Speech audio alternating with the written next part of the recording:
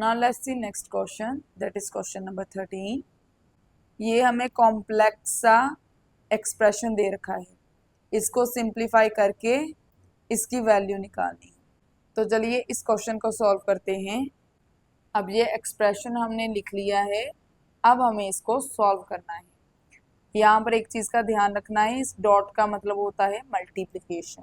यहाँ पर न्यूमरेटर में हम क्या कर सकते हैं, ऐसे क्वेश्चंस को सॉल्व करने के लिए जो भी बेस होता है, जैसे कि ये वेरिएबल एक्सपोनेंट है दैट इज एक्स। अब ये कोई नंबर तो है नहीं जिसको हम सॉल्व कर दें, तो यहाँ पर हमें इसका जो बेस है उसकी प्राइम फैक्टराइजेशन करनी होती है।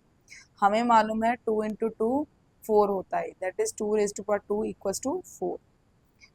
तो यहाँ पर इसको लिखेंगे 9 एज इट इज, इसको लिखेंगे 2 रेज टू पावर 2 एंड इसकी एक्सपोनेंट x है।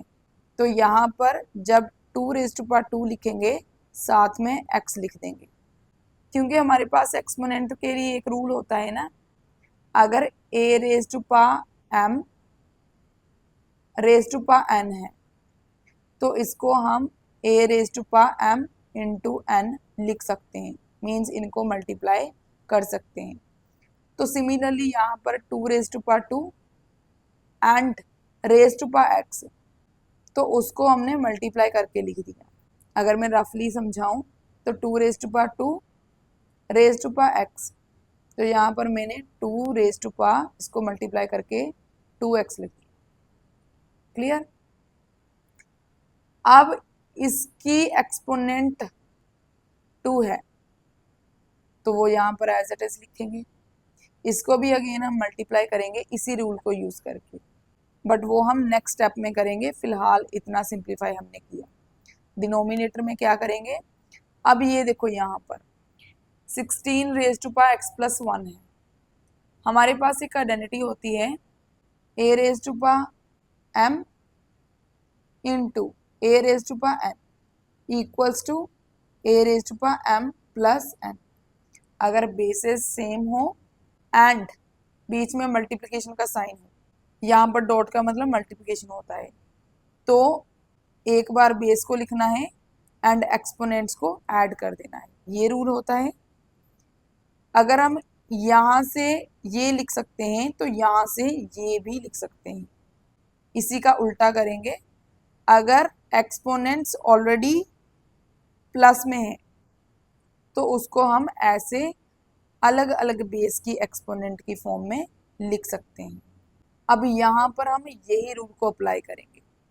16 raise to power x plus 1 है, इसको हम लिखेंगे 16 raise to power x into 16 raise to power 1 minus, यहाँ पर भी ऐसे ही यूज होगा 2 raise to power x into 2 raise to power 1, यहाँ पर 8 raise to power x as it is. अब यहाँ पर भी जो बेस हैं उनकी हम प्राइम फैक्टराइजेशन करेंगे। अब यहाँ पर 16 रेज टू पावर 1 है, अब हमें मालूम है कि हर किसी की एक्सपोनेंट 1 तो होती ही होती है, उसको हम लिखते नहीं। 16 रेज टू पावर 1 का मतलब है 16, तो इसकी तो प्राइम फैक्टराइजेशन करने की ज़रूरत है नहीं। यहाँ पर 16 रेज टू पावर x है, ये वेरिएबल एक्सपोनेंट है, तो इसकी प्राइम फैक्टराइजेशन करेंगे। हमें मालूम है 2 raise to power 4 equals to 16 होते हैं, आप इसकी प्राइम फैक्टराइजेशन करके देख सकते हैं। मैं यहाँ पर डायरेक्ट लिखूंगी 16 को 2 रेज टू पावर 4। तो चलिए यहाँ पर इसको लिखेंगे 9 इंटू 2 रेज टू पावर, अब देखो यहाँ पर हम इन दोनों एक्सपोनेंट्स को मल्टीप्लाई कर सकते हैं, 2 2 ज़ा 4 into x upon 2 raise to power 4, 16 को लिखेंगे 2 रेज टू पावर 4, साथ में जो x भी एक्सपोनेंट है तो इसके साथ मल्टीप्लाई हो जाएगा। एक्सपोनेंट्स को आपस में मल्टीप्लाई कर दिया। अब यहाँ पर डॉट 16 माइनस, यहाँ पर देखो ये 2 रेज टू पावर x है, ये तो 2 है अकेला, राइट, एंड 8 के प्राइम फैक्टर कौन से होते हैं, 2 raise to power 3 equals to 8 होता है। आप इसकी भी प्राइम फैक्टराइजेशन करके देख सकते हैं, 2 2 ज़ा 4 2 ज़ा 8। तो यहाँ पर इसको मैं लिख सकती हूँ 2 रेज़ टू पावर 3, एक्स भी एक्सपोनेंट है इसकी, तो एक्सपोनेंट्स आपस में मल्टीप्लाई हो जाएगी, 3 एक्सपोनेंट एंड एक्स, ये 3x हो जाएगा। अब यहाँ पर देखो 9 into 2 raise to power 4x upon 2 raise to power 4x into 16 minus, यहाँ पर ये वाली आइडेंटिटी लगेगी, ये वाली, बेस सेम है तो पावर्स ऐड हो जाएंगी।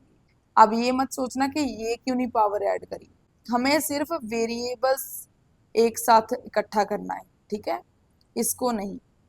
तो यहाँ पर हम लिखेंगे 2 raise to power x plus 3x that is 4x into 2 raise to power 1 as it is 1 लिखो चाहे ना लिखो। अब इसको और सिंप्लीफाई करेंगे, 9 into 2 raise to power 4x, इन दोनों में से 2 raise to power 4x 2 raise to power 4x common आ रहा है, तो यहाँ पर 2 raise to power 4x, bracket के अंदर क्या बचा 16 माइनस यहाँ पर 2। अब ये 2 raise to power 4x 2 raise to power 4x cut गया, हमारे पास क्या बचा 9 अपॉन 16 माइनस 2 दैट इज 14। इसको सिंप्लीफाई करने के बाद ये आंसर आ रहा है हमारे पास। चलिए बुक में से करेक्ट ऑप्शन को चूज करते हैं। 13th क्वेश्चन के लिए D is are correct option that is 9/14।